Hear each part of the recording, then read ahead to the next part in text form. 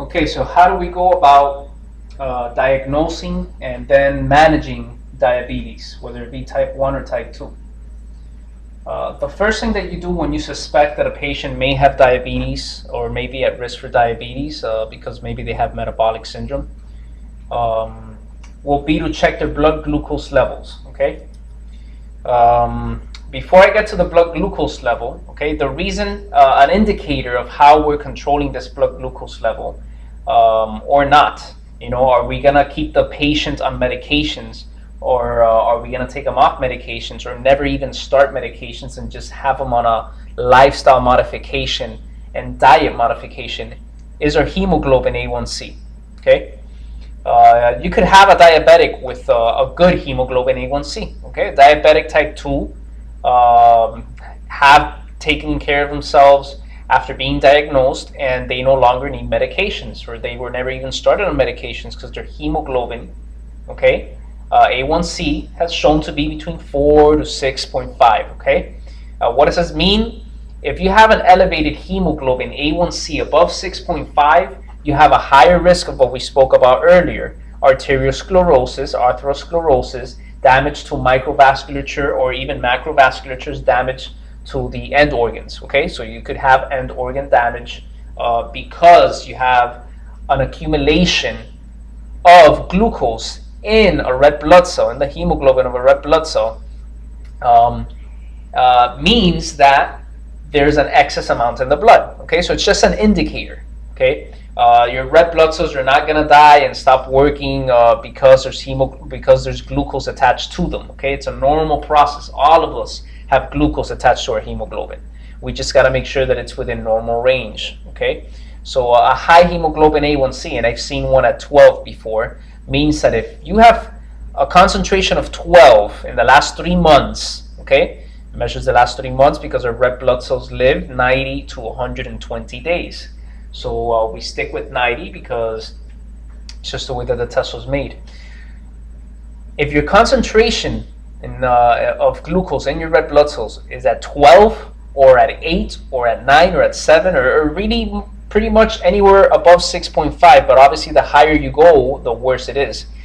For you to have that concentration inside of your red blood cells and your hemoglobin, you had to have had a pretty high average of glucose in your blood. So you've been pretty hyperglycemic within the last 3 months, at the very least the last 3 months, if not the last year, 2, 3, 4, 5 years, who knows. So that's pretty dangerous because it could lead to what we spoke about earlier. Okay, so a hemoglobin A1C is an indicator of how high the concentration of glucose has been in your blood for the last 3 months. Okay, the higher it is, the higher the concentration of glucose must have been in your blood. So the higher risk you are for diseases, secondary diseases from diabetes. So now diagnosing diabetes. There's 3 things that you could do to diagnose diabetes, and then there's at least one thing that you could do to differentiate from type 1 and type 2, even though clinical presentations can be quite obvious. First thing you could do is a randomized glucose level, and if the randomized glucose level is 126 or above, and you do 2 randomized glucose levels, and they both give you that on different days, okay, then you can diagnose your patient as a diabetic. If you do 2 glucose tolerance tests, which means that the patient comes in, you have him fast, and you give him he doesn't need to be fasting. Okay, I'm sorry. Let me take that back. He doesn't need to be fasting. You give him 75 grams of glucose, and you wait 2 hours. And after 2 hours, that glucose level should be below 200. Okay, if it is above 200. Okay, if it is above 200, 2 hours after you gave him 75 grams of glucose, you could consider him diabetic, but you have to perform this test on 2 different days, 2 different times. Okay. Another thing you could do is that you could take a fasting blood glucose, have the patient come in, just take a fasting blood glucose, and if they have blood glucose of over 200, in 2 different occasions, then you could also consider them a diabetic. We're not going to go into a matter of opinion here, but this is how you can officially diagnose a diabetic. You have had a patient with symptoms of polyphagia, polyuria, changes in metabolism. A patient has maybe metabolic syndrome. And all of these can support your diagnosis of diabetes, okay? You don't need to diagnose someone with diabetes to tell them to change their lifestyle and to eat differently, and to even check their blood glucose, okay? People that are pre-diabetic or that are at risk for diabetes, you could have them monitor their glucose even though they're not diabetics. So always know that that's something that you could do even if a patient is not diabetic, but you suspect that they are at risk for it. Once they're diabetics, in other words, you have confirmed this right here, okay? You definitely have to be a little bit more aggressive. You still give them the lifestyle modifications in the diet plan, and now you consider, depending on the hemoglobin A1C, if they should be started on either injectable insulin, because insulin is destroyed orally, so we could only inject it, or if they'll be okay with an oral type of hypoglycemic, or if they don't need any of this right now, maybe diet and lifestyle modifications will be alone. So patient A comes in and has a glucose tolerance test or a fasting glucose test of over 200 on 2 separate occasions. He is a diabetic. Regardless of what symptoms you have supporting this or not, he is a diabetic once you've confirmed this. You do a hemoglobin A1C after this because you want to see how long he's been this uncontrolled. And you find out that it is at 6, right on the dot, 6.0. Well, guess what? You don't necessarily need to start him on medication right now, okay? Diet and exercise alone are the best treatments for this patient because they have hemoglobin A1C of 4 to 6.5. They're in range. That means that they are, as of now, on a controlled diabetes, okay?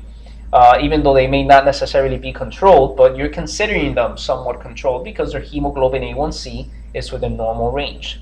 If the same patient ends up having a hemoglobin A1C of above 6.5, and in my opinion, if they're anywhere close to 6.5, I would consider giving them an oral hypoglycemic and obviously make sure that they comply with it and have them return in 3 months and repeat this. And if it's gone down and they have changed their diet, I want them to have a journal with them, and I want them to, at the beginning, write everything down so they can form a habit. Once they form the habit and they understand this and it becomes routine, they don't need the burden of having a journal with them. But that's what I would want to see if it's my patient, okay? Then I could consider, listen, you've told me that you don't want to take any medications if they don't want to take medication. And I'll comply with them. I'll help them out with that. But I want to make sure that they can control their blood glucose and have a hemoglobin A1C within normal range. So this is how you diagnose diabetes. What are different treatments? Well, you have diet and lifestyle modifications. You have insulin. There's a rapid acting insulin, the short acting insulin. They're more or less the same thing. And then there's a basal insulin, which is there's several types, there's several brands, but I'm not getting into the brands right now of insulin. And they normally last approximately 24 hours, okay, give or take a couple of hours. Basal insulin are for longer acting diabetics that are more controlled, that don't necessarily aren't diabetic type 1, because the diabetic type 1 may be okay with just a basal insulin, but it's very rare. I personally haven't seen it. Normally a diabetic type 1 would be on a basal insulin for 24 hours, and they'll be on at least maybe 2 either rapid or short-acting insulins throughout the day with the meal, usually right before a meal, so that the insulin can readily get absorbed and start taking its effect before you load your body with carbs and sugar. Another type of treatment that we have is an oral hypoglycemic, which has been the most efficient one in lowering your hemoglobin A1C, and that is metformin. The only reason I mentioned the name here with metformin is because it has some great effects and benefits for overweight people and metabolic syndrome. In the next video, I'm going to speak about metabolic syndrome and the treatment of metabolic syndrome and how metformin plays a role in treating diabetes if you're a type 2 diabetic. And I think we'll be wrapping it up for the diabetes series.